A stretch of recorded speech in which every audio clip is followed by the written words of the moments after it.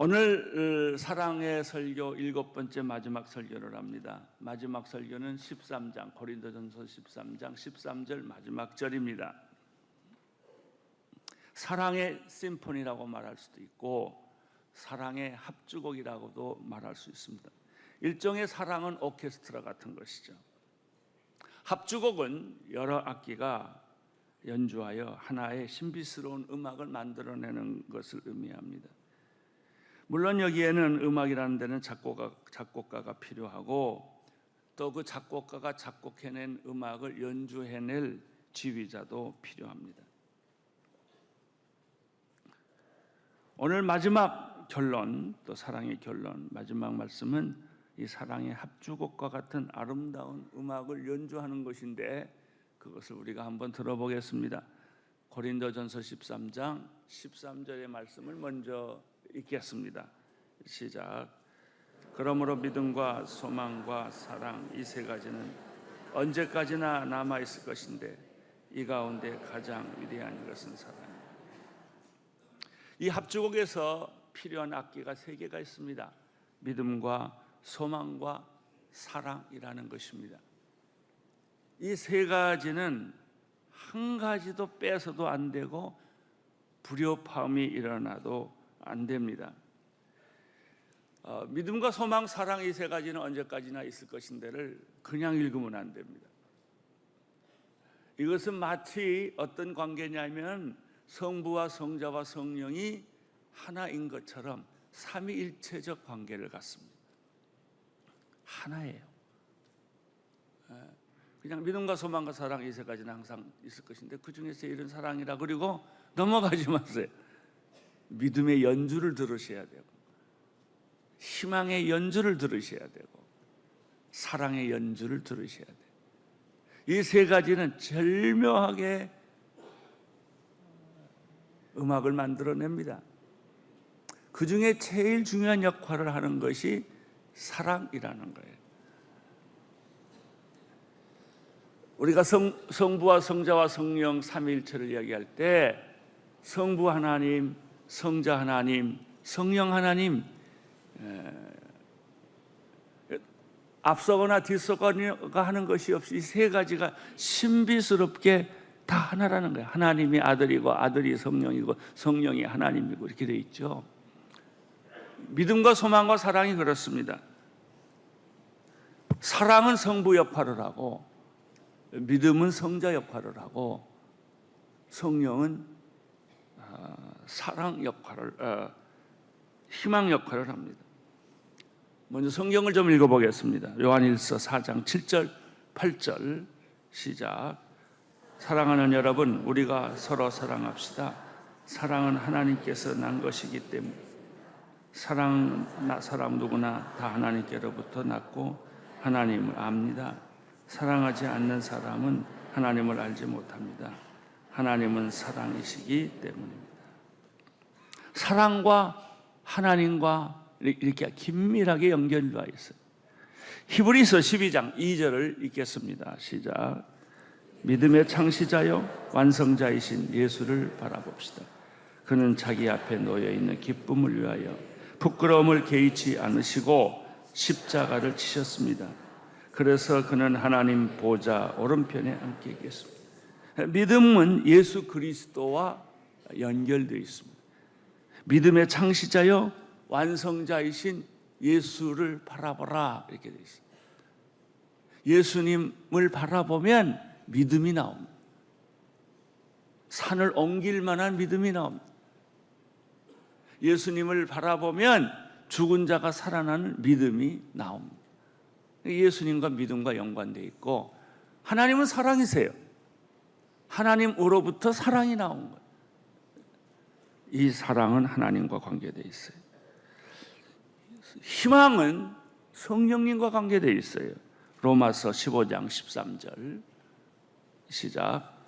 이제 소망의 하나님께서 여러분의 믿음 생활 가운데 모든 기쁨과 평강을 충만하게 하셔서 무엇으로? 성령의 능력으로 소망이 흘러넘치 빕니다. 이 소망에 관한 성경 구절을 찾아 읽어보면 전부 이 성령과 희망과 연관되어 있어요. 그렇다면 이 믿음과 소망과 사랑이 이렇게 삼위일체적으로 서로 도와주고 격려하고 영향력을 주고 이렇게 하나가 됐는데, 이제 하나씩 좀 그 축복을 찾아보겠습니다. 첫째, 믿음의 축복입니다. 믿음은 히브리서 11장 1절에 나오는 대로 바라는 것들의 실체이며 보지 못하는 것의 증거입니다. 한번 읽어주십시오. 믿음은 바라는 것들의 실체며 보지 못하는 것들의 증거입니다. 믿음은 불가능을 가능하게 하고 없는 것을 있게 하고 안 보이는 것을 보게 하고 죽은 자를 살리는 능력이 있습니다. 믿음의 세계는 이성과 합리성의 세계와는 다릅니다. 예수 안 믿는 사람, 하나님 안 믿는 사람뿐만 아니라 세상 모든 사람들이 살아가는 기준이 뭐예요? 합리성이에요. 상식이에요. 이성이에요. 믿음이 기준이 아니고 합리성이 기준이에요. 합리성의 세계는 우리가 사는 기준을 만들어 주는데, 누군가 합리성을 부인하면, 이성을 부인하면, 예를 들면 하나 더하기 하나는 둘이다 이렇게 잘 믿고 살아요. 세계는 우리를 이해시키고 우리를 움직이게 하는 그런 능력은 있지만 아주 중요한 것이 있어요. 기적은 없어요. 합리성의 세계에 기적이 있다면 합리성이 아니죠. 이성의 세계에 기적이 있다면, 초자연적인 세계가 있다고 생각한다면 그건 믿음이지 이성이 아니에요. 그래서 누군가 이성을 거부하면, 설교도 그래요. 이성적으로 설교 안 하면 아주 막 얼굴 찡그리고 싫어해요. 왜 저런 엉뚱한 설교를 하나. 오병이 의의 기적, 보리떡 5개, 물고기 2마리로 5,000명을 먹였다 그러면 에이 그래. 왜? 이성으로 모든 걸 판단하니까, 합리성으로 모든 것을 판단하니까. 여러분, 우리가 이성과 합리성으로 살지만 실제로 우리가 부딪히는 건 뭐예요? 불가능해요.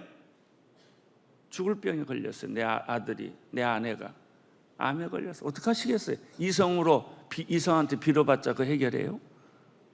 안 합니다. 인생의 위기가 닥쳤는데 이성과 합리성에다가 여러분 공을 들인다고 해서 뭐 그게 해결해 줘요?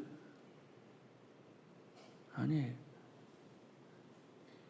우리가 보통 사람들이 살아갈 때는 이성과 합리성으로 살아가지만은 인생의 위기 앞에 부딪혔을 때, 폭풍 앞에 부딪혔을 때, 인생의 죽음 앞에 부딪혔을 때, 절망 앞에 부딪혔을 때, 망했을 때 우리는 이성과 합리성한테 빌지 않아요. 그건 잊어버려요, 그 순간에는. 그리고 믿음의 세계로 들어오는 거예요.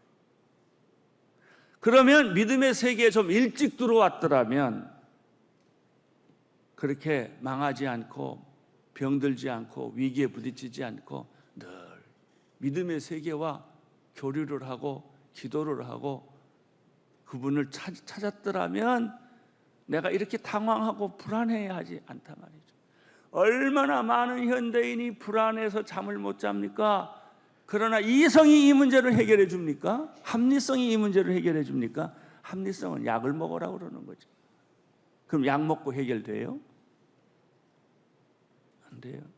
어느 정도는 되죠.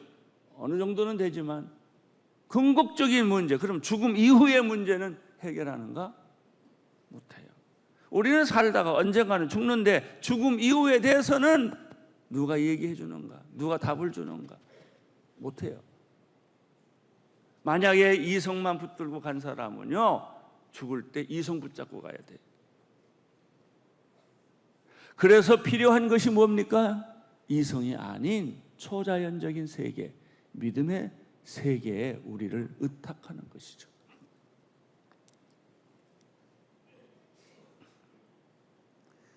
합리성의 세계는 불안합니다. 거부하고 무시하고 부정합니다. 그러나 믿음의 세계는 어떻습니까? 모든 것을 인정하고 받아들이고 기뻐하고 즐거워합니다. 예수께서 요한복음 20장 21절에서 29절에서 무슨 말씀을 하셨습니까? 도마에게 자기 옆구리를 만져보라고 하시고 나서 내가 나를 보았기 때문에 믿느냐? 보지 못하고 믿는 사람은 더 복이 있다라고 말씀하셨어요. 안 보고 믿는 믿음, 믿음은 바라는 것들의 실체요, 보이지 않는 것의 증거다. 왜? 하나님이 약속해 주셨기 때문에, 성경에 그렇게 말씀했기 때문에 그 약속의 말씀을 붙들고, 그 성경의 말씀을 붙들고 보지 않는 세계를 보는 거고, 믿음에 내가 원하는 것을 실체를 보는 거예요. 이게 믿음의 세계예요. 예수님께서도 열매 없는 나무를 저주하고 나셔서 무슨 말씀을 했었어요? 내가 사실을 믿느냐? 믿으면 이 산이 저 산대로 옮겨져라 할지라도 옮겨질 것이다. 크리스찬들은 이 두 가지 세계 속에서 살고 있어요. 믿음의 세계와 합리성의 세계. 근데 합리성의 세계는 갈수록 안 된다니까요. 믿음의 세계와 합리성의 세계 사이에 내가 있는 거예요. 믿음을 택할 건가 합리성을 택할 건가, 여기에 막 갈등이 생기는 거예요.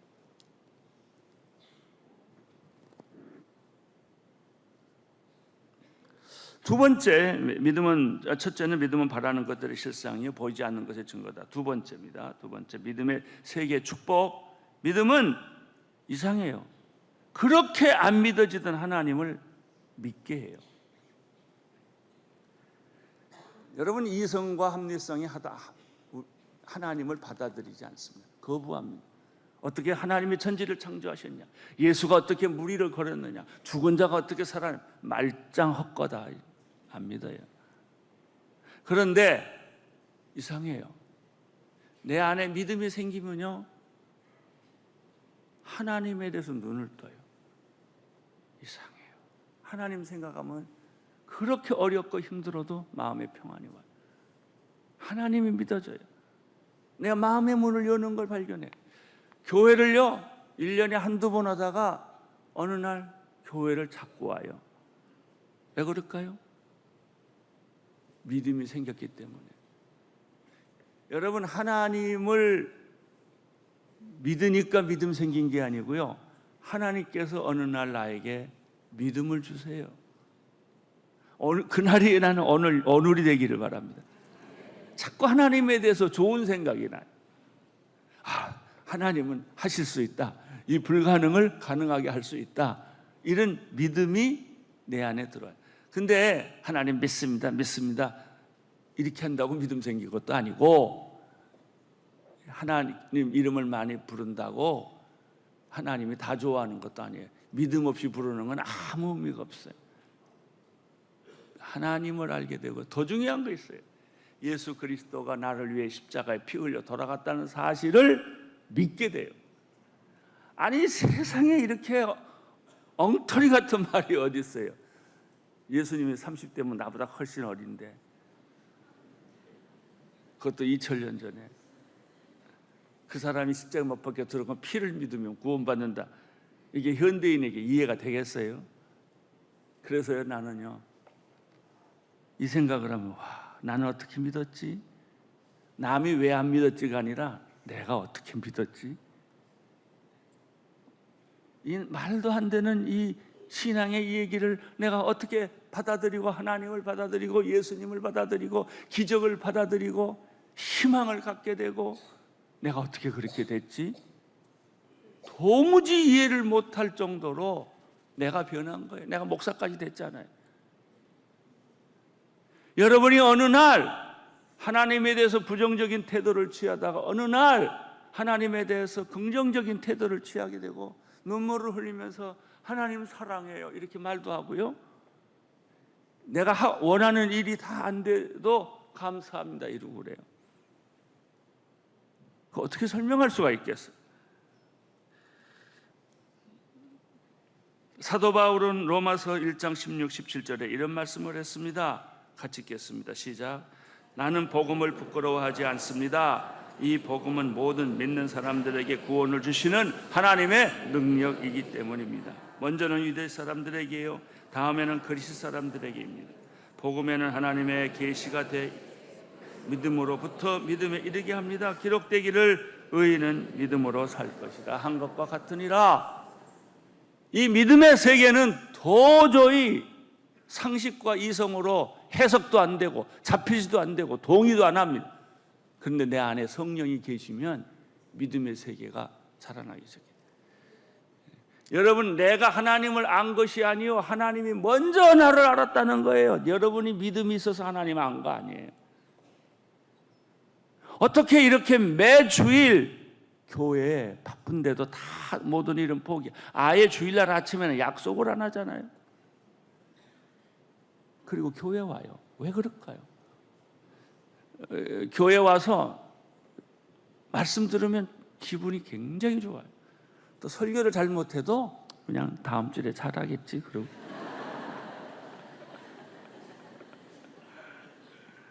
오늘 설교 못 들어서 기분 나쁘다, 오늘은 손해다 짱, 그리고 가는 게 아니고요, 다음 주일은 잘하시겠지,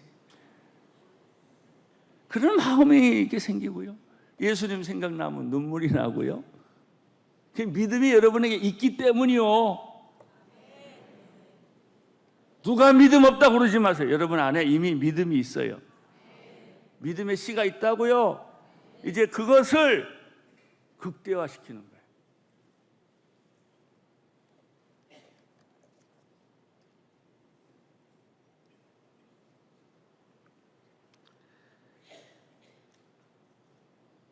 두 번째, 희망에 대해서 이야기를 좀 해보겠습니다.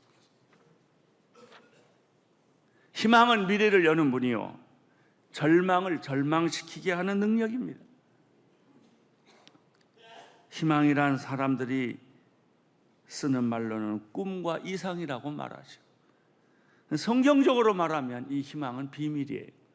두 가지. 그래서 희망은 비밀이다, 희망은 약속이다, 성경적 표현.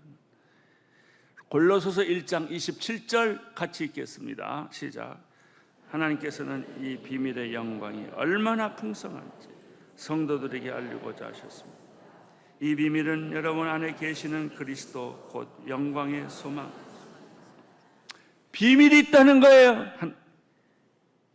이 비밀, 여러분 다 이렇게 들춰진 거는 비밀이 아니죠. 비밀은 개봉 안 된 거예요. 그래서 미래적 의미가 있고요, 비밀의 내용이 희망을 만드는 거예요. 사람이 말이죠, 좀 비밀이 있어야 신비스러운 거예요. 다 발칵 다 뒤집어 놓으면 아무 재미가 없어요. 늘 이 크리스천들에게는 영원한 비밀을 가지고 있어요. 그 비밀이 뭐냐고요? 예수 그리스도예요. 여러분은 예수 그리스도를 압니다. 그러나 다 안 거 아니에요. 예수 그리스도는 영원히 알아가는 거예요. 그래서 비밀이에요. 예수 그리스도는 영광의 소망이에요. 이 희망은 영혼의 닻이라고 표현한 적이 있어요. 히브리서에. 예. 안전하고 튼튼하게 묶어놓은 영혼의 닭과 같아서 희망에다가 믿음을 걸면 안 흔들려요. 히브리서 6장 19절 읽어주세요. 시작. 우리가 가진 이 소망은 안전하고 확실한 영혼의 닷과 같아서 휘장 안에 들어가게 합니다. 그리스도인들은 하늘에 쌓아둔 소망을 가진 자들입니다. 그리스도인들은 복된 소망을 기다리는 자들입니다.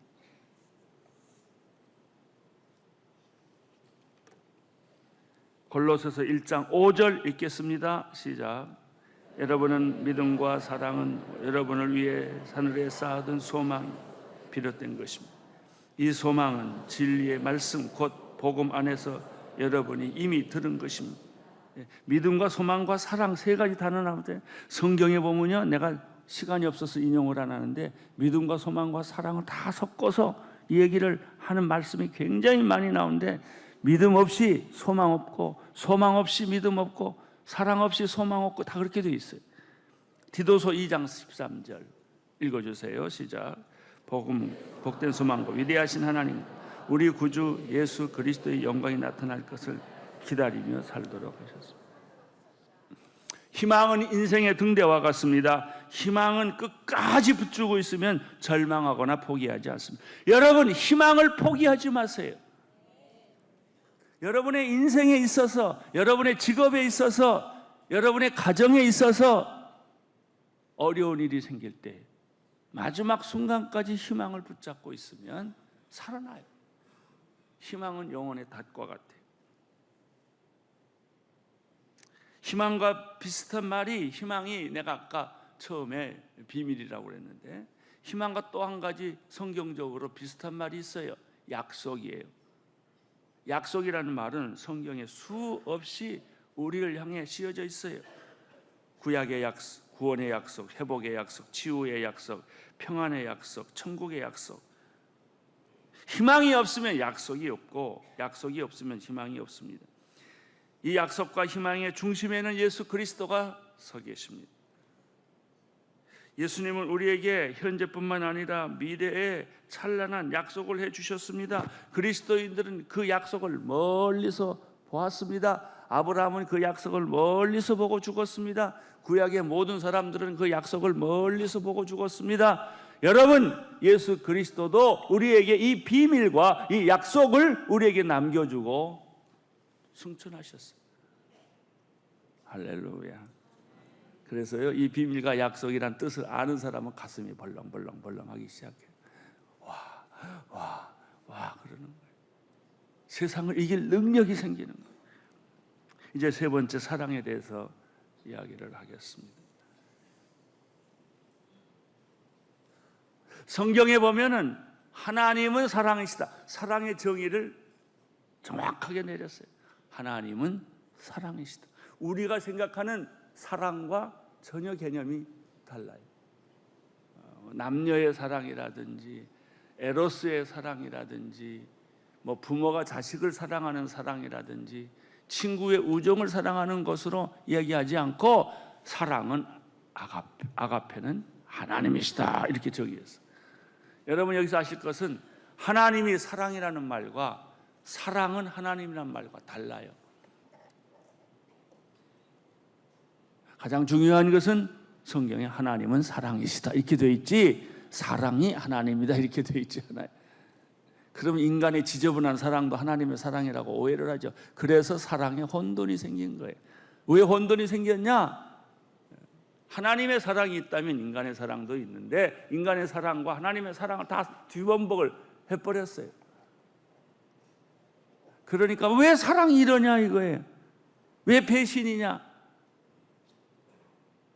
사랑이라는 것이 이렇게 조건적인 것이냐, 이렇게 사람들이 자꾸 얘기하는 것은 인간의 사랑과 하나님의 사랑을 혼돈해. 제일 혼돈 많이 하는 게, 목사님의 사랑은 그래도 하나님의 사랑과 좀 비슷하겠지. 아니, 나도 형편없는 사랑을 해요. 인간이에요. 인간의 사랑은 다 그런 거예요.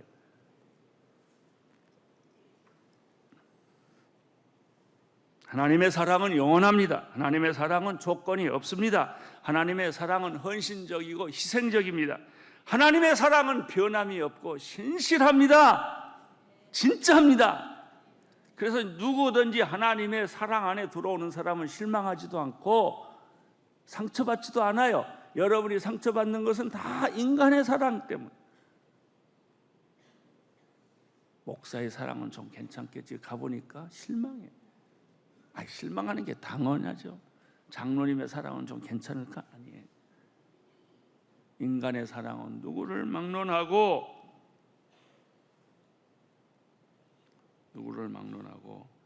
조건적이고 순간적이고 그렇습니다.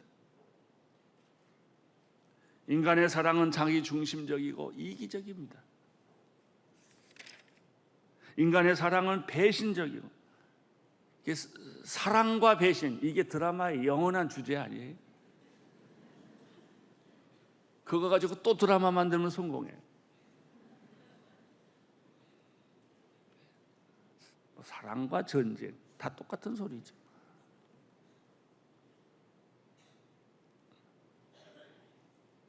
그런데 드라마가 이상하게, 여기 드라마 작가 있으면 제 말 좀 잘 들어주세요.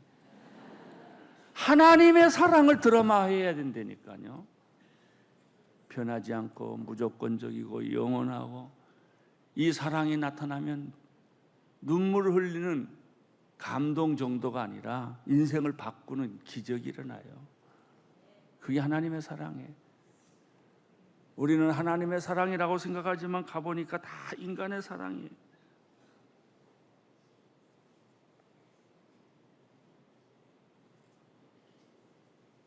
인간의 사랑의 표현은 감정적이에요.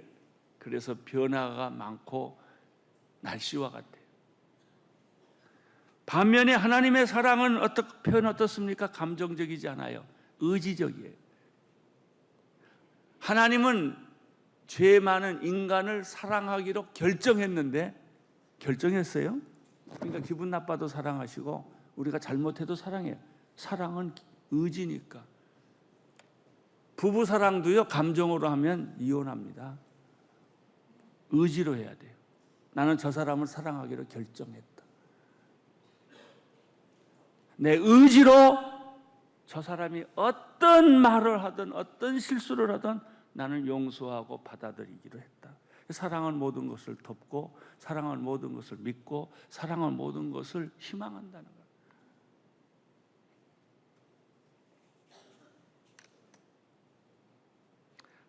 하나님은 인간을 사랑하기 위해 존재하시고, 인간은 하나님의 사랑을 받기 위해 존재합니다. 사랑을 필요로 하지 않는 인간은 하나도 없습니다.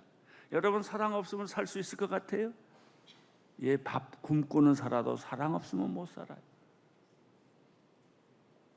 근데 우리가 인간의 사랑을 요구하기 때문에 실망하는 거고, 이걸 자꾸 바꿔서 아침에 하나님의 사랑으로 키를 돌리세요. 그러면 여러분의 영혼에는 샘물이 흘러넘치는 것 같은 기가 막힌 감동과 치유와 회복이 일어날 것입니다.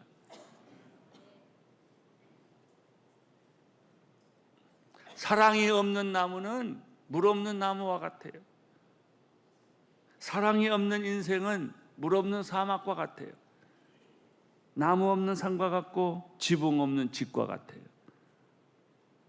하나님의 사랑은 모든 것을 용납하고 용서하고 실수와 허물까지 받아들이는, 죄까지 용납하는 사랑입니다. 그러나 인간의 사랑은 그렇지 않습니다. 인간의 사랑은 모든 것을 거부하고 잘한 것, 아름다운 것, 의로운 것까지 다 거부해요. 대부분의 많은 사람들은 사랑을 생각해요. 그러나 예수님의 사랑은 사랑을 실천해요. 예수님의 사랑은 예수님의 삶의 기록이고, 예수님의 사랑은 예수님의 언어의 기록입니다. 여러분, 진정으로 배신당하고 싶지 않습니까? 후회하고 싶지 않습니까? 정말 사랑을 받고 싶습니까? 예수님의 생각, 예수님의 마음을 품으세요. 예수님의 사랑을 받아들이세요. 그러면 축복이 옵니다. 지금까지 우리는 고린도전서 13장 4절 8절에서 사랑의 성품 15가지를 공부했습니다. 사랑은 오래 참고, 사랑은 친절하며, 시기하지 않으며, 자랑하지 않으며, 교만하지 않는다. 5가지. 사랑은 무례치 아니며, 자기 유익을 굳지 않으며, 성내지 않으며, 원한을 품지 않으며, 불의를 기뻐하지 않고 진리와 함께 기뻐한다. 5가지. 마지막으로 사랑은 모든 것을 덮어주고, 모든 것을 믿으며, 모든 것을 바라고, 모든 것을 견디고, 사랑은 결코 없어지지 않는다. 5가지. 이제 마지막으로 우리는 믿음, 소망, 사랑, 이 3가지는 언제까지나 남아있을 것인데, 그 중에 제일은 사랑이다. 위대한 것은 사랑이다. 여기서 언제까지 남아있다는 말은 무엇일까요? 한 가지도 빠져서는 안 된다, 그 말. 서로가 서로에게 힘을 주고 격려하고 축복하고 있다는 것이죠. 교회의 심포리는 여기에 오늘 말씀을 듣는 성도들이 나는 빠져도 돼. 그리고 일찍 나가는 사람. 나 정도야 뭐 날 다 무시하는데, 나를 별로로 생각하는데, 그리고 빠져버리면 믿음, 소망, 사랑 이 세 가지는 있어야 사랑의 위대성이 나와요. 빠지지 마세요. 이빨 빠진 자국이에요. 여러분 없으면 안 돼요. 한번 다 해보세요. 나는 소중하다. 빠져서는 안 된다. 꼭 자리 빠지라 이런 뜻 아니에요. 하나님 나라의 자리에 빠지지 말라는 거예요. 여러분은 중요한 사람, 꼭 필요한 사람. 사람들이 보기에는 필요하지 않아 보이고 내가 봐도 별 볼 일 없어도 하나님 보실 때는 굉장히 중요한 사람들이에요. 믿음, 소망, 사랑 이 세 가지는 빠지면 안 돼요. 그게 구성이 안 돼요. 믿음이 빠지든 희망이 빠지든 사랑이 빠지면 안 돼요. 이 말은 또 이렇게 말할 수 있어요. 사랑이 가장 위대하다는 것은 믿음 위에 사랑을 세워라. 희망 위에 사랑을 세워라. 사랑 위에 사랑을 세워라. 여러분에게 하나님의 축복이 흘러 넘치기를 축원합니다. 할렐루야. 여러분은 소중한 사람입니다. 기도하겠습니다. 하나님 아버지, 여기에 앉아있는 소중한 사람들, 빠져서는 안 되는 사람들, 믿음, 소망, 사랑 중에 하나도 빠지면 안 되듯이 주여 우리가 하나님 나라에서 그런 사람들이 되게 하여 주옵소서. 예수님 이름으로 기도드립니다.